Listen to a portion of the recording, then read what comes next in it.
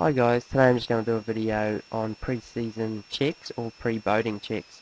Now pre-season check you should do coming into spring, or if your boat's been sitting over the winter time and you haven't used it, or if maybe your boat is stored at the batch and you haven't been down for a month or so.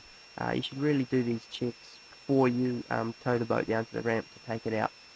Okay, so the first one is make sure that the battery fluid is topped up and the battery is fully charged. Okay, the water level should be at least covering the plates. When you take the caps off the batteries, you can look down inside and you'll see the plates. It should be filled so that the water is touching the plastic bit that hangs down from the fill hole. So when you take the caps off, have a look inside, you'll see the bit of plastic that hangs down. Now the water should be up to that level. Okay, make sure the terminals are clean and tight.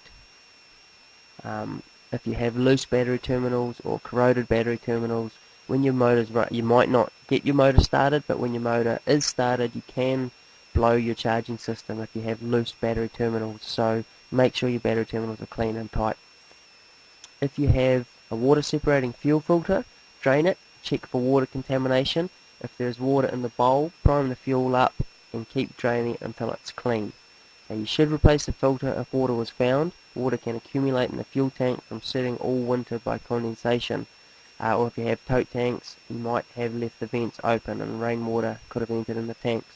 Okay, so make sure before you hook your fuel line back onto the engine that you have no water coming through with your petrol. It's very, very important. Check that your steering cable is free, so turn it lock to lock. It's also a good idea to lubricate the steering cable. Now this picture shows you lubricating the steering cable. Okay, so the nut, the main nut here, that's on the normally on the starboard side of the boat. If you undo that nut, you'll be able to pull the cable out of this tilt tube. Okay, so if you turn the steering all the way to the right, it will extend the steering cable through the tube. Undo the nut and then turn the engine to the left, and what that will do is that will push the cable out of the steering tube. Now when you're pulling the cable back in, get an oil can or an oil pump or something and put oil onto the cable. Okay, don't keep on greasing the cable. If you keep greasing a cable, it can hydraulic the steering cable itself. The grease keeps getting sucked into it and the grease goes hard over time. So when you first put a steering cable in, grease it, but then when you're servicing it and a couple of times a year, you want to be oiling the steering cable to lubricate that grease.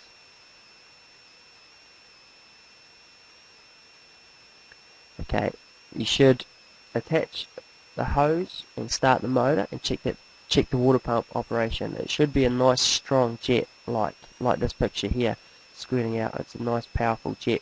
Now depending on what engine you have, you will know what your telltale is like, but normally it's a pretty powerful jet. Unless you've got a thermostat controlled telltale, it will take a while for the water to start coming out. But in most instances with thermostat controlled telltales, what you'll normally find is down the bottom around this area there will be a couple of holes. And when you first start the motor, water should be squirting out of there until it gets up to temperature. Then you'll notice that the water comes out of the telltale. So if you don't see any water coming out when you first start the engine, it might pay to have a look for some holes and then have a dig around with some wire. It might be some salt or some sand blocking those holes. Otherwise ask your outboard mechanic if your engine should be pumping water from any area before the thermostat opens. Okay, shift the motor in and out of gear a few times to check that the shift cable operation. Okay, this is also an area that should be lubricated. Either use marine grease or CRC or Inox on here. When shifting the gears, the motor must be running to avoid damaging the shift linkages and controls. Okay, so when the motor's off, don't try and shift it into forward and neutral because the gears don't line up in the gearbox and you can bend your linkages and bend your cables. So always be shifting gears with your motor running. Okay, give the motor a little rev to check the throttle cable operation. Don't rev the motor over about 1200 RPM when out of the water. Okay, engine damage can occur when revving the motor with no load on it. Or you can put the motor into gear, turn it off, and then operate the throttle to make sure that the cable is nice and free. If you have a multimeter, check that the motor is charging the battery. If you don't have one, most outboards use the charging system to drive the rev counter. So check your tacho is working. This will at least tell you that your charging system is pulsing. Most depth sounders or fish finders will have a voltage reading on them, so you can use these to check your charging as well. But a rule of thumb is if your tacho isn't working, it will probably indicate that your charging system is not working, or at least on its way out, or you might just have a faulty tacho. But just be warned that if your tacho's not working, you might get a flat battery if you go out and use all of your instruments. Okay, so make sure that your fuel is fresh. If it's been sitting all winter without fuel conditioner in the tank, you should drain the tank and fill it with fresh fuel. I recommend if fuel's older than sort of 3 months, it should be thrown away. If you have half a tank of older fuel, fill the tank up with 96, 98 premium fuel to bring the octane level of the fuel back up. If you are concerned about how old the fuel is, call your local marine workshop and ask them for advice. Okay, so fuel conditioner, what that does is that keeps your fuel fresh. So when you store your tank, you should be filling your fuel tank right to the top, topping it up with some fuel conditioner, and what that does is that keeps the fuel octane level high, and it keeps that fuel fresh over the winter months.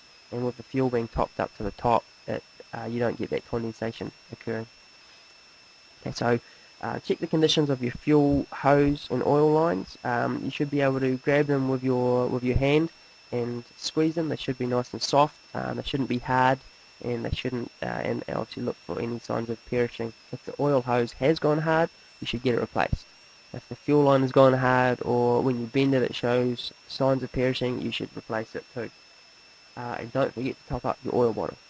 There's a lot of times people forget. Over the winter time they go out there, the oil alarm comes on and they have no oil, so make sure your oil bottle is nice and full. Okay, a quick check to do on your trailer. So you should check your trailer lights, make sure that they're going if you have to tow it, and check your wheel bearings. Sitting over winter time or sitting for long periods of time, your wheel bearings can go rusty. So an easy way to check your wheel bearings is jack the trailer up, grab the wheel top and bottom and try and wobble it, check for any play, and then give the wheel a good spin and place your hand on the trailer guard. Okay, if you can feel rumbling, you need to replace your wheel bearings. It means that they're corroded and there's rust in them, and that's what that vibration is, or that rumbling. Now if it's nice and smooth, you can't feel anything, then your wheel bearings are good to go. Okay, so just a quick reminder, remember that maintenance is the best prevention for breakdowns. You can't get out and walk home, so make sure you are 100% confident in your rig before going boating. You should get your motor serviced once a year or 100 hours, whichever comes first. So if you're only doing small amounts of hours, 20, 30 hours a year, you should still get it serviced annually, because things corrode, things seize, things perish. You can get condensation, etc. in your tanks from the sitting around. So 100 hours or annually, and you should be good to go. Alright, so safe boating, happy boating, and we'll see you on the next video. Thanks for watching.